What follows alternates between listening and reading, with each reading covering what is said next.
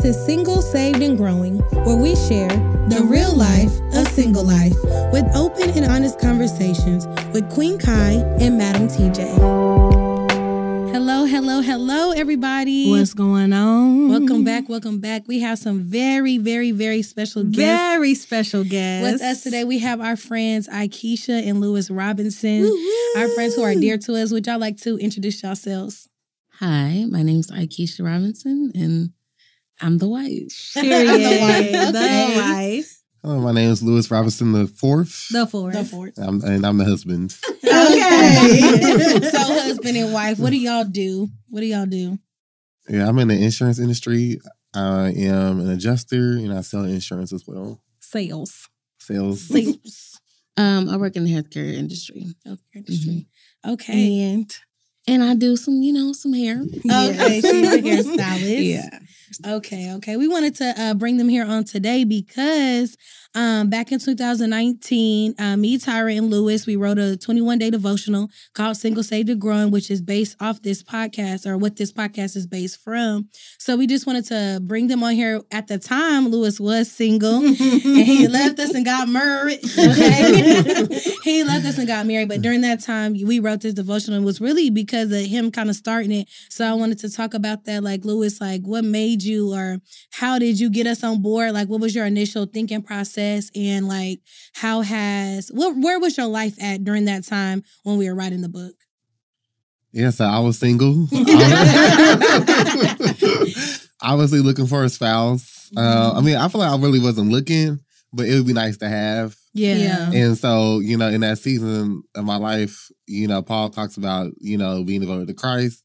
If you're going to be single, be doing something, be busy, because if not, then you'll be distracted. And so I don't know how I got y'all to do it. I just said, y'all, let's just do it. And then it took a couple of months, but then I was like, hey, come on, y'all, write y'all part. Yeah. And then once we wrote it, we got it submitted to our editor, and then we got scammed with the... Yeah, we did get scammed. Oh, my gosh. That lady's getting so bad. I was like, God. So and at that time, I was saved, so I didn't turn up on her. We could have turned up now, on her. right, because she sold hundreds of dollars. Yeah. And so, from there, we got it done, to God be glory, and we sold some books. And yeah. Selling more. Yeah, selling more. And so, so now I'm married, almost married for 4 years. Wow, With 4 kids. years. Yeah, That's good. Yeah, and so, that's where I'm at right now. Amen. 4 years. They say if you make it to 5, Oh my that's God.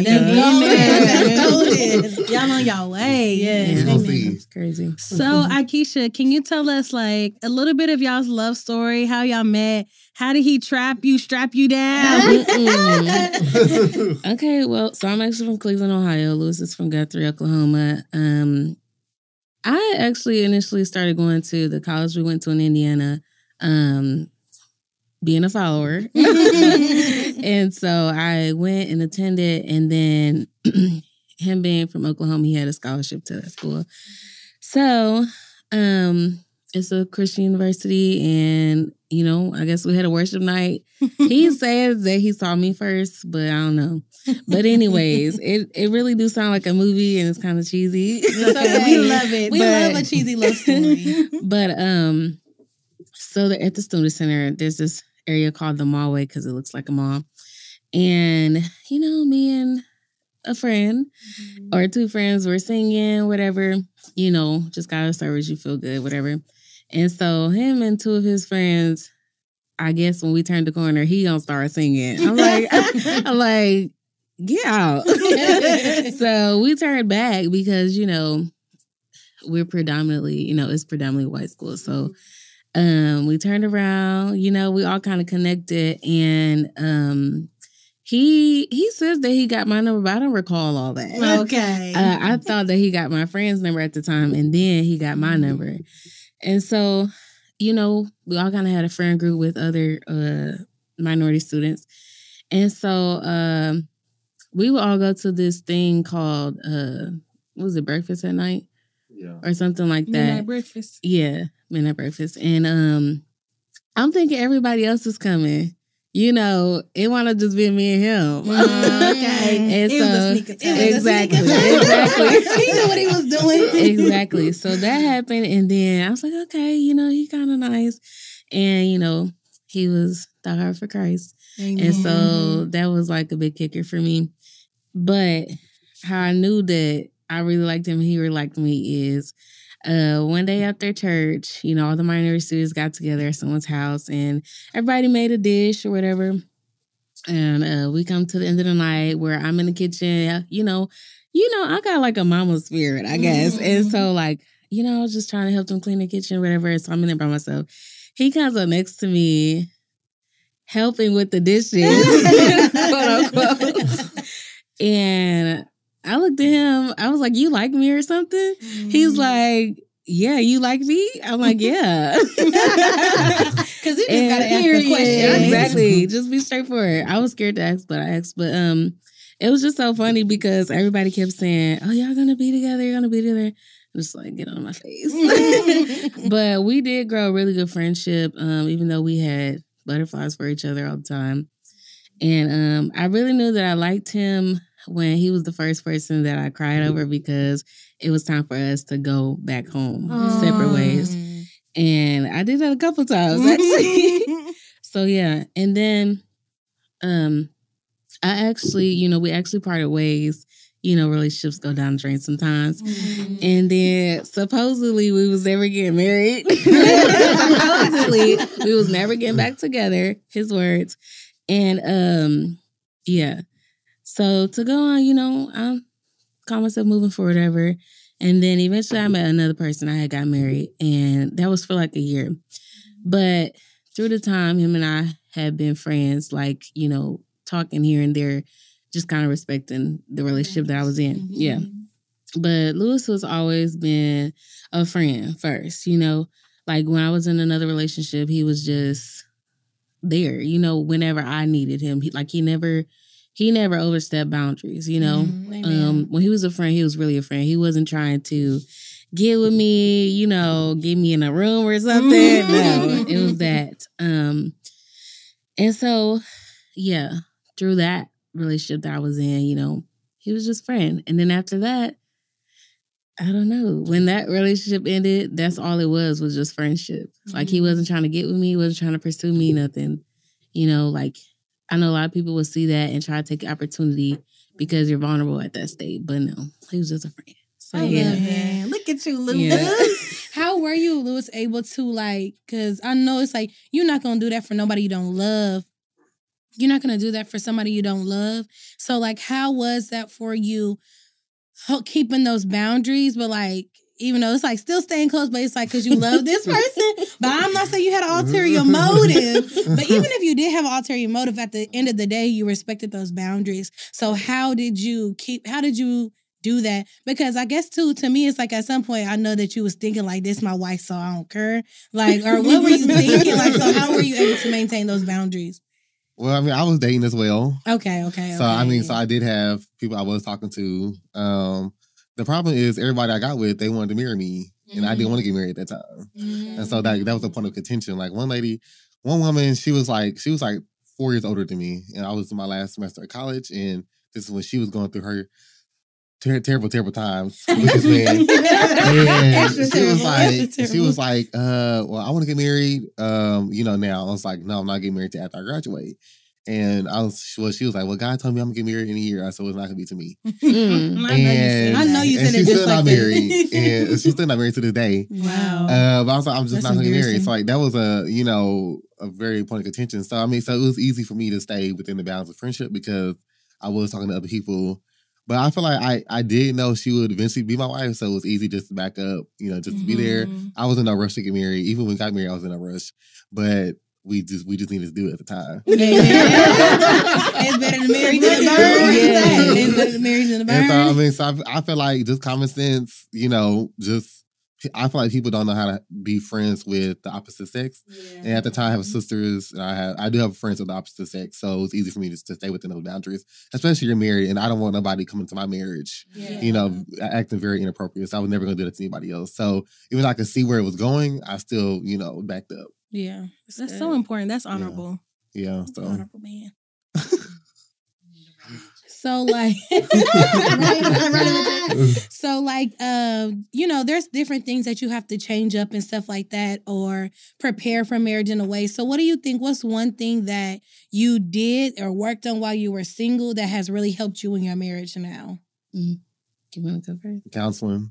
Okay. Y'all need to go see everybody see counseling. Amen. Because I had anger issues. I didn't even know I had anger issues. And then one time my therapist just stopped me in my tracks. She said, Lewis, you know, this sounds like she got right then and there. And like in that 45-minute conversation, chains are broken. And then, you know, that was like 2018. And so like I don't have anger issues much now. Amen. At least I know how to, you know, mitigate that anger. Yeah.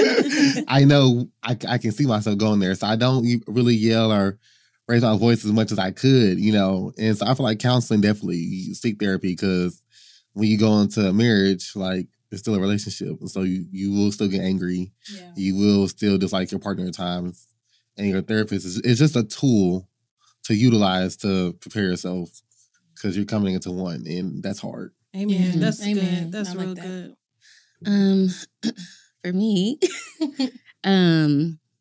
okay, so I was coming out of a recent relationship. And so I think for me, just actually taking time to actually heal, not seeking a relationship, not seeking somebody to come over and cuddle, you know, like really being active in my relationship with God, being active in my own healing, you know, and I guess just taking accountability for parts that I played in other people's lives, because I wasn't only healing from intimate relationship or whatever, but also broken friendships, you know, that came with that relationship, and family relationships, you know, everybody got their opinion. And so that, and then, I feel like I was working on me, though I feel like I could have done it a little bit longer, a little bit more.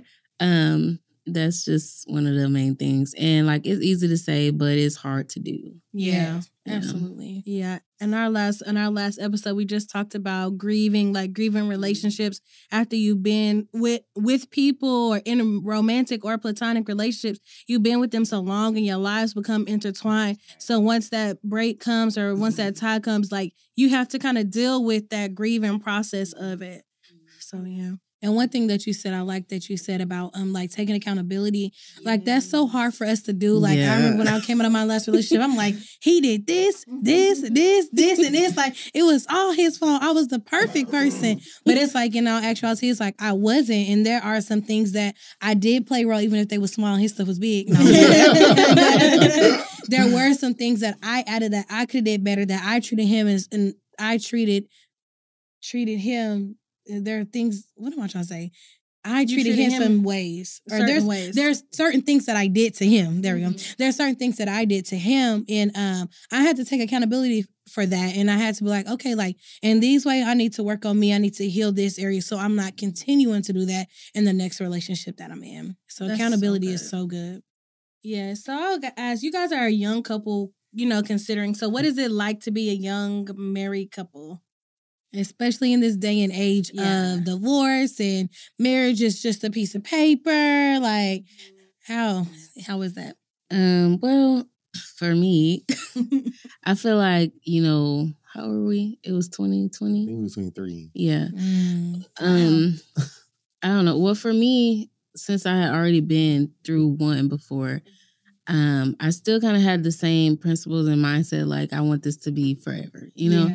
And that was my mindset. But going into the marriage, having to, you know, experience different challenges, you know, in your brain, you'd be like, you know, I want this forever, but I don't know. And then just having him, like, he really be reminding me, like, I didn't marry you to divorce you. I said I was going to be here with you, you know? And one thing that really stuck with me and Lewis was going through a heated time, and he said to me, he was like, you know what your problem is? He's like, you ain't never had nobody fight for you. Mm. And he was like, right. It's like you ain't never had nobody fight for you like this before, and you're not used to it, so you're running, you know? And I was like, you right. You absolutely right. You know what? You ready to take a fall. That's good. And like, in that moment, I just wanted to be like, get out of my face, because you're right, you know? Yeah. But I think that moment kind of made me realize that marriage is more than just about what I can receive, you know? It's it really is a covenant thing, you know? Because covenant is like forever, you know? And I think that's just that moment, him making that statement just opened up a different reality for me. Wow. Did I answer the question? Yes, you yeah. did. Okay. That's beautiful. That's good. What was the question? Marriage in this day and age? Yeah. I don't know. I feel like it is sacred, but like when it comes to divorce, so my grandma was divorced 3 times, right? And in my life, currently, someone close to me is going through a divorce, and they've been married for 30 years, right? So I'm seeing this, and it's like, okay, you know, there's balance. Like my grandfather was married for like 40-some years, and before he passed away, and now my grandma is widow, right? And so it's like I've seen relationships last a long time, and I've also seen people stay in relationships that they shouldn't be staying in. So I would say first you need therapy. Yeah. Everybody needs therapy. Just go to therapy, like help. Any therapist. And I mean, so it's just hard because it's like I don't want to judge anybody's individual situation because they could be getting beat upside the back of their head, and we don't know. We don't know. You know? And so it's easy for me to say, you know, if I was going through a traumatic experience, I'm not going to ever get married again. You know, it is just a piece of paper. So I try to really approach every situation with empathy and humility because it's easy. I can understand why this generation would say, you know, marriage is not for me. I mean, we've seen our parents can be, you know, domestic abuse, financial abuse, you know, spiritual emotional abuse. And so I can understand it. But I feel like as a young couple, I don't know, I feel like when it's your life, it's just normal. Yeah. So it's like, I don't think myself as a young couple. I'm like, I'm married, got a kid, you know, I'm just like, I'm trying to get through life like, you know, everybody else is. Yeah. And so I just feel like, you know, just to encourage, I guess young people, I don't know, I feel like just find your person and rock with them. Because I don't believe in soulmates. I believe that you pick a person and y'all work through y'all problems and issues and y'all grow together stronger. Yeah. That's just my opinion. I can respect that. How was y'all's transition from it's just us, and now we got this little baby? How was that transition? I feel like it was fun. I mean, the first couple months, no sleep, teamwork. I feel like teamwork. Akeisha had the expectation of me as a father, which, you know, I never said I was going to do any of that. Oh my God. That's important to talk about that expectation. Yeah. We got to talk about that. You know, she's mad. I'm like, okay, you mad. I'm mad too. You know, 'cause I never said I was going to do any of that, and I didn't agree to that. And so at this point, we have already been married for 2 years. And now we have a child together. So this is just another part of our relationship that we have to journey through together. Yeah. You know, I mean, we are still journeying that path every single day. How she raises a child might not necessarily be the vision I have of raising a child. So one big thing in marriage that you definitely gonna have to do is compromise. Yeah. Okay, I can give a little here, but I'm not gonna give a little here. Right. And your person being okay with that. That's good. One thing you said, I guess talking about it or whatever, I feel like before our daughter came, we talked about it and like we had like guidelines, but we didn't go into detail. So we didn't realize what we wanted the details to be until a situation was playing out. Yeah. And that happened a lot in marriage. But I think just like one thing we did talk about was how were we raised? How do we want our children to be raised? What do we not want them to experience that we experienced? Lewis's childhood and upbringing was a little different than mine. But for me, I don't want to whip my kid.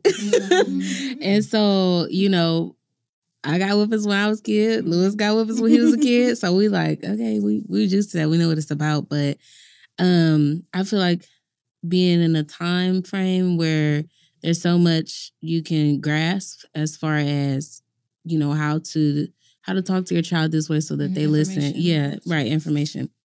And some of those things were like hard for us to agree on. And so one time we might be doing it this way, the next time we might be doing it the next way. Yeah. But yeah, as far as our relationship, just me and him, with her coming, I feel like, you know, I don't know, like we were together. We were together on it. When she came, we both worked together. Like, I was never up by myself. He was never just letting me do all the stuff at 3 o'clock in the morning. Like, no. Or he would get up and let me sleep. I would get up and he would sleep or whatever. It was just, I guess, trying to go back and forth so not one person is being overwhelmed. And then when neither one of us would get overwhelmed, that's when we call for help. Yeah, okay. Like, let's call your mama, call somebody. I need a break. Call your mama. And yeah, I feel like kind of reminding each other, okay, we need to go on a date because I'm feeling this way, you know. And anytime we would do that and go on our dates and stuff, it kind of brought us back, you know, together. Like we would go on dates and I would say, you know, I don't feel like we're close or I don't feel connected to you, you know? Yeah. And then like we would just get to the root of that and then, you know, talk about it, what we could do. Sometimes we would leave the table and forget what we said we would do. And then when we have a disagreement, we'd be like, you said you was going to do this and that, and kind of bring it back and remind each other. But I'm really grateful that we actually are sticking together during the whole raising a child process because it's difficult. Yeah. You know, for me, really emotionally, I feel like it shows you where you lack in your self-control. And yeah. Because that's tough by itself. Yeah, but yeah. But it's a baby, so it's also fun too. Yeah. To see him laugh, kiki. Yeah. It makes it all worth it. Yeah. Like, oh, look at little baby, you know. Yeah. And she's so cute. So how can you not look at that face? I mean, sometimes you tell her no, but then like, you know, you try to try not to laugh. Like, girl, sit down. She's so cute. When y'all were like approaching those hard conversations, like is it easy for y'all to be like, okay, let's sit down and talk about this? Or are there times where it's like, okay, I can't talk about this right now, but I know this is an issue, and you kind of circle back? Or like, how do y'all, when it comes to like parenting, like I want to do this and you want to do this, or those unspoken expectations that you might have, like how are y'all approaching those? How do y'all approach those challenges? Well, I say the first year of our marriage, we were in marriage counseling every week, 2 times a week. Oh, wow. And like those really helped. I never heard that. No, I'm so proud. I mean, I definitely called my marriage counselor like, bro, she just locked me out the house. I'm gonna call 911. So I was definitely calling him at like 4 a.m. like, help, I need help, you know. So like that was our first year of marriage. And then after that, like we kind of got it. Okay. So, you know, they would help us, you know, come together because there's times I couldn't talk to her and vice versa. You know, we would just be too mad. And so we had a middle couple because they're married for like, I don't know, like 10 years. And so they helped us through a lot of our time. So I feel like that really helped us. Now we can approach a hard conversation with no issue. You know, but in the beginning, though, like we needed help. Yeah, we needed help. Absolutely love that, y'all. Me too. First of all, let's snap it up. Yes, for real. Y'all doing that's it. So good. Like people don't do that. Like, you know, like people don't understand the power of a mentor, the power of a therapist, counsel, wise counsel, God tells us support. Like we have to have that because if I'm going in this marriage thinking I got it all together and I got all the answers, like it's only going to lead to destruction. Right. But to be in a place, and especially even as a man, you know, to say like, okay, no, we need some help because I can't do this. Like I need some help. It's so good. It's so good. I love that y'all did that. And I know that it's going to be even beneficial for y'all in the long run, like forever. Like y'all set that up for yourselves to be successful because if you waited 5 years, let's say y'all waited 5 years and like, okay, now we need marriage. Like we did the premarital counseling, but we don't need it to keep going. 5 years down the line, now something big has happened. And then you have all this resentment built up, all of this stuff that you have to work through 5 years later down the line when you could have did this, work through that first year, keep going with that counselor, keep going with that wise counsel for a long time, even forever, because even when y'all get to that 5 years, you're still gonna need it. But it's so good not to wait too late. Like to start just because month 6 it would have been a wrap. Because I'm a strong personality and Akeisha is as well. And I didn't expect her to be as strong a personality as she is when I got married. Because when I met Akeisha, she was like 18-year-old Akeisha. And she had been through a traumatic relationship, different experiences. And so, it was a different Akeisha. And I feel like in marriage, like you are constantly evolving as a person. Right. So who Akeisha met at 18 is not who I am today. And like giving your partner grace and humility and understanding like, okay, she's this way this morning or, in this season, this was going to be. And so I feel like, it is still sometimes challenging to have the conversations, but it's better to have them versus just screaming and shouting at each other. Yes. And I think... That's what I'm saying. And sometimes it still do get heated, but not as often. It's y'all human. It's not as often, and it's not as like heated as it was in the beginning. Now it's just like, okay, she mad at us. Okay, she'll be okay in an hour. She's eat something, take a nap. She gonna be right. Yeah. She's pregnant. Yeah. That's funny. I love that you said grace and humility because I think that shows love, because if I love you, I'm gonna come at you with a place of grace. I'm gonna come at you with that place of humility or even vulnerability. And I think sometimes we forget that and I think Kyra says this a lot, when we're in these relationships, we forget that I know who this person is. Right. I know who they are. And just because today they may have talked to me crazy or today they did something I didn't like, it doesn't take away all that I know about them from one moment. So I think that we have to remember that in our relationships, that we need grace, we need humility, we need vulnerability, and most importantly, we need to remember, I love this person. Right. I love this person. I want the best for them. I want them to know that I love them. We need to remember that in these relationships. Yeah, it's us against the world. Yeah. Right. I was gonna say one thing. Especially the first year of our relationship or of our marriage, because we've been together for years off and on, right? And then we went through one long period of time where we were not together. But I always was telling Keisha, like, why are you assuming that? Because, we've had some challenges in our family. I'm just like, why are you assuming that this person is coming from a negative place? A negative motive. Like, they may have said something that may have offended you, but their motive was not to offend you. And so you have to approach it from that lens. And I feel like I've been very consistent about that over the past 5 years of our marriage. That's good. Yeah, that's such a good point. Okay. Yes, grace and humility. All right. And intention. Those are our power words. Okay. Grace, humility, and intention.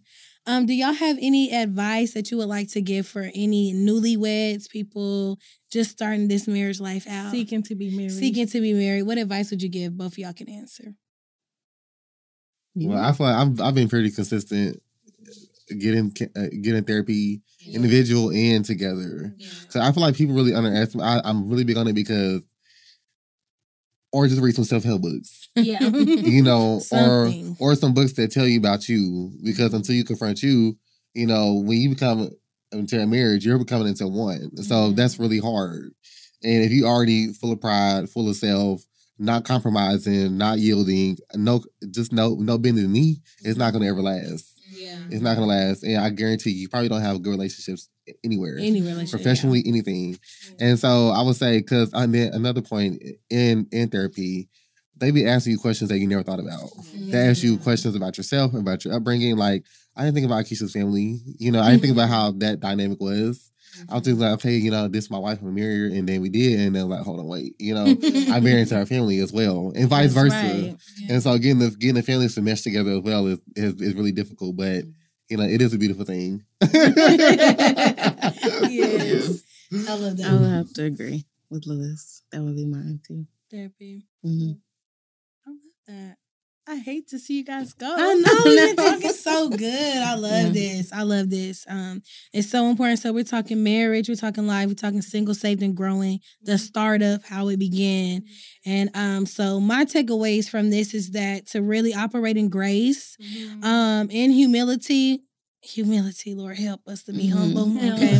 Operate in grace and humility and continuously seek help. Not just the beginning, not just in the middle, not just when the fire has started, but have somebody going with you every step of the way. Because the goal is to stay together. Right. And we got to do everything to stay together, to be on one team and not let anything get between that. And we need help every step of the way. Yeah. What's your takeaways? I agree, and just I heard somebody say like when you get married, it's a mirror.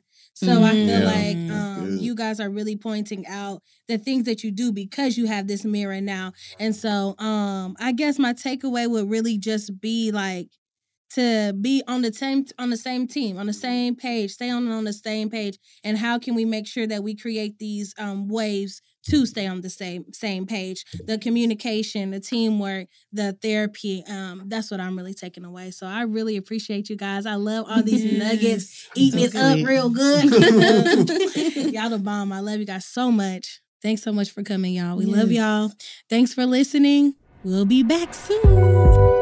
We want to thank you for listening to Single, Saved, and Growing.